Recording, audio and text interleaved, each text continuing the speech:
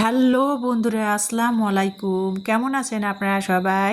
আশা করি ভালো আছেন, সুস্থ আছেন সবাই সবার পরিবার পরিজনকে নিয়ে।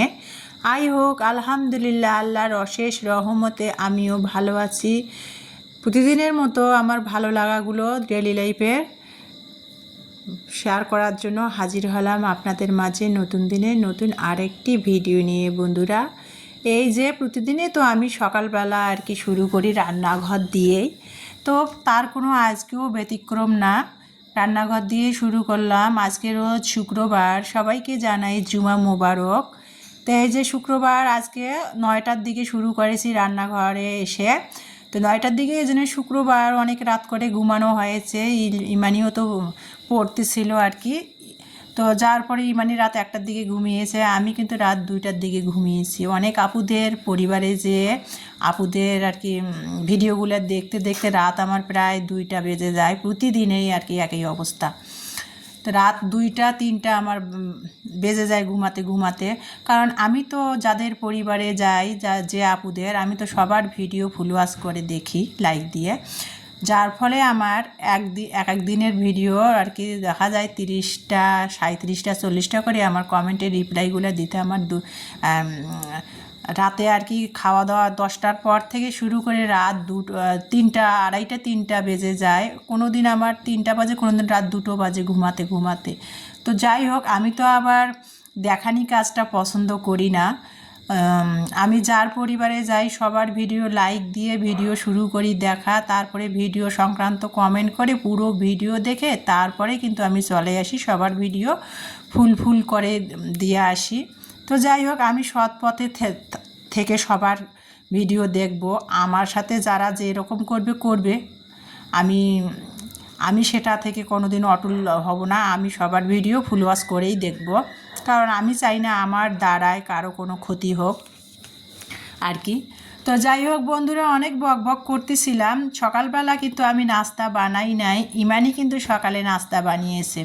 আর ওই যে বলছিলাম, আমার না ইদানিং আবার মেরুদণ্ডর সমস্যা দেখা দিয়েছে। সকালবেলা উঠে আর কি ব্যায়াম করতে হয়, এক্সারসাইজ করতে হয়, করে তারপরে কিন্তু রান্নাঘরে আসতে আসতে লেটে হয়। তো আজকে শুক্রবার, ইমানি আগে আর কি বলছিল যে মাটন দিয়ে ও আর কি নুডলস খাবে। তো মাটন আর কি কিছুদিন আগে তো চাল কুমড়ো দিয়ে রান্না করেছিলাম না মাটন কোরবানির, তো সেটাই আর কি ছিল ফ্রিজে কষা আর কি তুলে রেখেছিলাম। তো সেটাই ইমানি বের করে আর কি ছোটো ছোটো করে রান্না করা মাটনটা ছোটো ছোটো করে কেটে না সেটা দিয়ে আর কি নুডলস রান্না করেছে। তো সেটা আর আপনাদের ভিডিওতে শেয়ার করা হয় নাই কীভাবে নুডলসটা রান্না করলো। আর সবাই তো কম বেশি রান্না করতেই পারেন। আর ইমানি না কোনো কিছু খেতে চায়, মন চাইলে ও রান্না করলে না মানে ক্যামেরাবন্দি করে নেয় না। ও পছন্দ করে না ক্যামেরার সামনে আসা বা কোনো কিছু ভালো লাগাগুলো ক্যামেরাবন্দি করে রাখতে। তো যাই হোক, মেয়ে খুশি করে আর কি নুডলস দিয়ে মাংস খেতে চেয়েছিলো, নিজেই রান্না করেছে। এটাই বহুত সকালবেলা উঠে। আর আমি একটু চা বানিয়ে নিলাম, নিয়ে তারপরে সকালের নাস্তাটা খেয়ে নিলাম, সেটা তো আপনারা দেখতেই পেয়েছেন। তারপরে নাস্তা খাওয়ার পর আর আমি আর কি অনেক আপুদের পরিবারে আর কি যাচ্ছিলাম, আর ভিডিও অন করে দেখতেছিলাম আর কাজ করতেছিলাম। তো যাই হোক, এভাবে কাজ করতেও গেলে না দেখা যায় অনেক সময় লাগে। দেখা যায় একটা ফোন দিয়ে আমি ভিডিও করি, আর একটা ফোন দিয়ে আপুদের পরিবারে যে ভিডিওগুলো দেখি অন করে রেখে ফুল ওয়াচ করে দেই। তো সেখানে কাজ করতে করতে কিন্তু অনেক আপুদের পরিবারে আর কি দেখা যায় ভিডিওটা ফুল ওয়াচ হয়ে গেছে, তাও আমি কমেন্ট করার সময় পাই না। আবার নতুন করে ঢুকে ভিডিওতে কমেন্ট করে দেই। যার ফলে আর কি সারাদিনের আমার কাজগুলো করতে, যেখানে 1 ঘন্টার কাজ করে শেষ করব, সেখানে কিন্তু আমার 1.5-2 ঘন্টা লেগে যায়। কারণ এক মোবাইল দিয়ে ভিডিও দেখি, আর এক মোবাইল দিয়ে সংসারে এই যে কাজ করি আর ভিডিও করি। আর এমনিতেও ভিডিও কিন্তু করে কাজ করা ভিডিও অনেকটাই সময় নষ্ট হয়। দেখা যায় যে কাজটা আমরা 1 ঘন্টায় করে ফেলবো, সে ভিডিও আকারে করতে গেলে সে কাজটা কিন্তু 1.5-2 ঘন্টা লেগে যায়। তো যাই হোক, আপুরা যেহেতু শখ করে, শখের বশতে একটা ইউটিউব প্ল্যাটফর্মে এসে আর কি কাজ শুরু করেই দিয়েছি। দেখা যাক ভাগ্যে কী আছে, তাই না?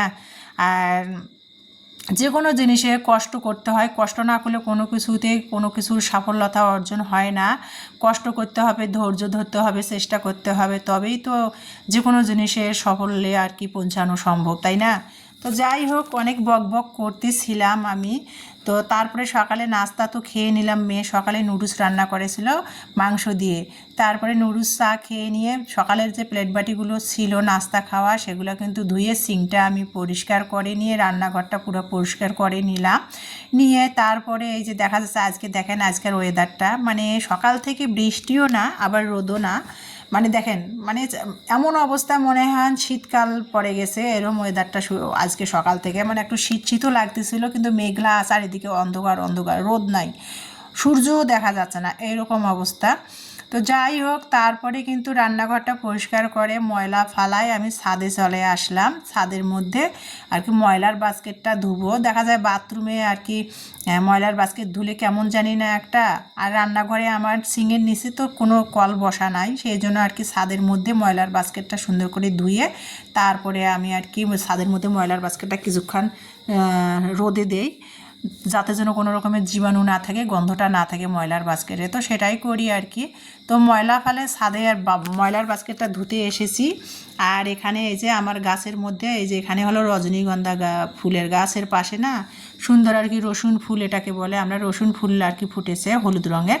তো সেটাই দেখতেছিলাম, রজনীগন্ধা ফুল তো একটাই ফুটেছিল গাছে, আর একটা কে জানি ভেঙে ফেলছিল। তো যাই হোক, সেটাই আর কি দেখছিলাম ছাদে যেহেতু উঠেছি। আর নয়নতারা ফুলের গাছগুলো কিন্তু ঝরে পড়ে যাচ্ছে ফুলগুলো। তো যাই হোক বন্ধুরা, তারপরে আর কি এই যে আমার আর একটা টবের মধ্যে কত সুন্দর ফুল ফুটেছে, যদিও ছাদে সেরকম আসা হয় না, এটাকে তো আমরা রসুন ফুল বলি। তো যাই হোক, রসুনের ফুলের মতো তো সেই জন্য রসুন ফুল বলি। কে কী নামে চেনে আমি তো জানি না, আর এই ফুলের নাম বৈজ্ঞানিক নাম কি সেটাও জানি না আমি।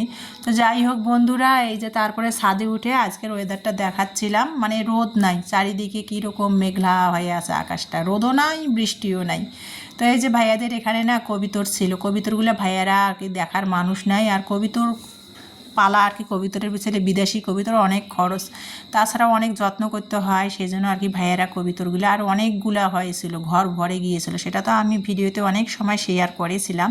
কবিতরগুলো ভাইয়েরা বিক্রি করে দিয়েছে, আর 3টা কবিতর আছে, ওই 3টা কবিতরের না বাচ্চা ফুটেছে।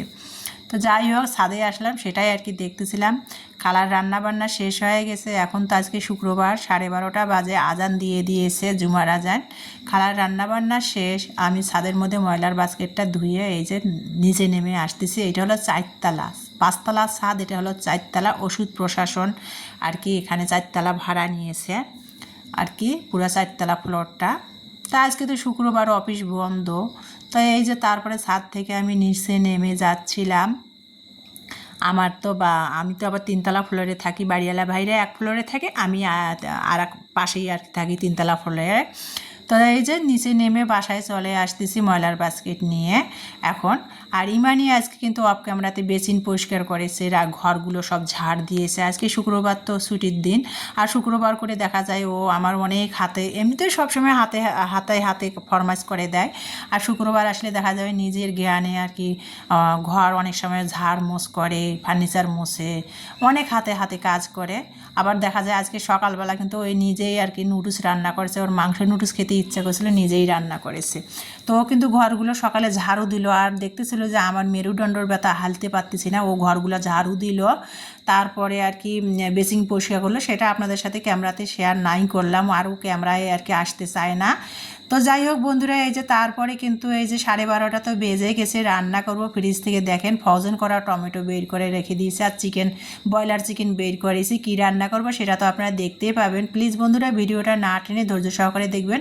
আর একটা ভিডিও করতে গেলে অনেক কষ্ট হয়, যখন ভিডিওটা কেউ টেনে টেনে দেখেন তখন কিন্তু প্রচুর কষ্ট লাগে। বন্ধুরা প্লিজ এই কাজটা করবেন না, আপনারা ভিডিও না দেখবেন, কিন্তু আমার ক্ষতি করবেন না বন্ধুরা। তো এই যে দেখেন ভিডিও টেনে টেনে করলে না অনেক ভিডিওর ক্ষতি হয়ে যায়। তো এই যে যার ফলে আর কি দেখেন 12:30 বাজে, আমি কিন্তু মিনি প্যাকেট আর কি 20 টাকা দামের ফার্মেসি থেকে গ্লুকন্ডি নিয়ে আসছিলাম। গ্লুকন্ডি এনে আর কি 3 মামের গ্লাসের মধ্যে ঢেলে দিলাম। তারপরে না খালি গ্লুকন্ডি দেয় না, এর সাথে আর কি আমার মেয়েরা গ্লুকন্ডি দিলে খেতেই চায় না, তার মধ্যে না গ্লুকন্ডি তো একটু পাঞ্চা পাঞ্চা লাগে, তাই না, খেতে চায় না, সেই জন্য একটু ট্যাং মিশিয়ে দিলাম গ্লুকন্ডির সাথে, দিয়ে 3টা গ্লাসে 3টা গ্লুকন্ডির শরবত বানিয়ে খেয়ে নিলাম। নিয়ে এখন রান্না বসাবো, ফ্রিজে লেবু শেষ হয়ে গেছে, আর প্রতিদিন তো রান্না করার আগে একটু লেবু পানি খেয়ে নেই 11:30 12টার দিকে। তো আজকে লেবু নাই, সেই জন্য গ্লুকন্ডি আর ট্যাং মিশিয়ে খেয়ে নিলাম। নিয়ে তারপরে রান্না করবো। যে পোলাওয়ের চালটা ধুয়ে নিয়েছি অফ ক্যামেরাতে। এখানে কিন্তু আমি এই যে চিকেনটা ধুয়ে পরিষ্কার করে নিয়েছি, আর এখানে টমেটো, ফ্রোজেন করা টমেটো, পেঁয়াজ, রসুন, আদা, মানে এখানে আমি একসাথে সব ব্লেন্ডার করে নিয়েছি। দেখেন পেস্টটা করে নিয়েছি, মানে আলাদা আলাদা করি নেই, সব কিছু মিলে একসাথে পেস্ট করে নিয়ে এই যে চিকেনের মধ্যে দিচ্ছি। চিকেনটা ধুয়ে নিলাম, পেঁয়াজ কুচি দিয়ে দিয়েছি, আর আদা, রসুন, টমেটো, পেঁয়াজের পেস্টটা আমি দিয়ে দিচ্ছি। এখানে 3 চা চামচ আমি দিয়ে দিলাম, যেহেতু মানে ব্রয়লার চিকেনটা আর কি আমার এখানে 600 গ্রাম ব্রয়লার চিকেন, সেজন্য আমি 3 চা চামচ আর কি টমেটো, পেঁয়াজ, আদা, রসুনের পেস্টটা দিয়ে দিলাম। আর এখানে মরিচ আর কি ঝাল মতো দিব। মেয়েদের জিজ্ঞাসা করছি যে ওরা ঝাল ঝাল চিকেন বিরিয়ানিটা খাবে নাকি একটু ঝাল ছাড়া। তো বলছে যে ব্রয়লার, ইমানি বলছে ব্রয়লার চিকেন দিয়ে বিরিয়ানি করলে তো একটু ঝাল ঝালটাই ভালো লাগে, তো সেই জন্য একটু পরিমাণ মতো ঝাল দিলাম। এই যে এখানে 1 চিমটির মতো আমি একটু টেস্টিং সল্ট দিয়েছি। আর গতকালকে রাতে আমি ঘরেই গরুর দুধ দিয়ে লেবুর রস দিয়ে দই বসিয়েছিলাম 1 কাপ, সেই দইটা আমি দিয়ে দিলাম। দিয়ে তারপরে কিন্তু এই যে এখন আমি রাঁধুনি যে বিরিয়ানির মশলাটা ছিল ঘরের মধ্যে, ঈদের মধ্যে আনা হয়েছিল, তো ভাবলাম যে মশলাটা নষ্ট হবে সেটা দিয়ে দেই। এখানে কিন্তু 2 চা চামচের মতো আমি রাঁধুনি বিরিয়ানির মশলাটা দিয়ে দিয়েছি। দিয়ে লবণ দিয়েছি, মানে লবণটা স্কিপ হয়ে গেছে, লবণ দিয়েছি অফ ক্যামেরাতে। দিয়ে কিন্তু আর আমার হাতে বোনা গরম মশলার গুঁড়া আর কি দিয়ে দিয়েছি। দিয়ে সব মশলা দিয়ে আমি ভালো করে মেখে নিলাম। চিকেনটা মেখে আমি রেখে দিলাম 5 মিনিটের মতো, যেহেতু সময় নাই, আধা ঘন্টা 1 ঘন্টা ফ্রিজে মেখে ম্যারিনেট করে রেখে দিলে কিন্তু ভালো হয়। যেহেতু সময় নেই আর আমরাই খাবো, কেউ তো আর খাবে না, সেই জন্য 5 মিনিট আর কি মেখে রেখে দিয়ে অপর সাইডে আমি মানে বেরেস্তা একটু ভেজে নিলাম। নিয়ে ওই তেলের মধ্যে কিন্তু আমি এই যে মেখে রাখা আর কি চিকেনটা দিয়ে দিলাম। দিয়ে আর কি এই যে মশলাটা মানে সব কিছু দিয়ে আর কি কষিয়ে নিচ্ছিলাম, দেখতেই পাচ্ছেন। ভাজা ভাজা করে কষিয়ে নিলাম ব্রয়লার চিকেনটা আর কি। নিয়ে এখন আমি সামান্য 1 মগ পরিমাণ পানি দিয়ে চিকেনটা আমি সিদ্ধ দিয়ে দিব। কষা হয়ে গেছে, দেখেন কত সুন্দর কষানো হয়ে গেছে। আর ব্রয়লার চিকেনটা না ভালো করে না কষালে কিন্তু খেতে আমার কাছে মনে হয় ভালো লাগে না। দেশি মুরগি হলে তারপরেও মানে মাংস কষিয়ে রান্না যত কষাবেন তত ভালো লাগে, কিন্তু দেশি মুরগি তারপরেও কিছু হয় না। কিন্তু ব্রয়লার চিকেনটা ভালো করে না কষালে আমার কাছে জানি কেমন লাগে, মানে প্যাতপ্যাতা লাগে আর কি। আর কষালে একটু শক্ত শক্ত হয়, খেতেও কিন্তু ভালো লাগে। তো ভালো করে কষিয়ে নিয়ে এই যে 1 মগ পরিমাণ পানি দিয়ে পাশের চুলাতে দিয়ে দিলাম, মানে সিদ্ধ হওয়ার জন্য। আর এখানে কিন্তু রাইস কুকারের পাতিলটা বসিয়ে দিয়েছি। চাল নিয়েছি 600 গ্রাম ব্রয়লার চিকেন, আর চাল নিয়েছি আমি 700 গ্রাম পরিমাণ। নিয়ে আর কি তেল দিয়ে চালটা আমি ভেজে নিচ্ছি। এখানে একটু রসুন বাটা, আদা বাটা, মানে যেহেতু বরফ হয়ে আছে আদা রসুন বাটা দিলাম। দিয়ে চালটা ভালো করে আমি কষিয়ে নিচ্ছিলাম। এই যে কষিয়ে বলতে তেলের মধ্যে ভেজে নিচ্ছিলাম ভালো করে। রাইস কুকারের পাতিলে করে তেলের মধ্যে ভেজে নিচ্ছে, আর অপর পাশেতে চুলার মধ্যে ব্রয়লার চিকেনটা রান্না হচ্ছে।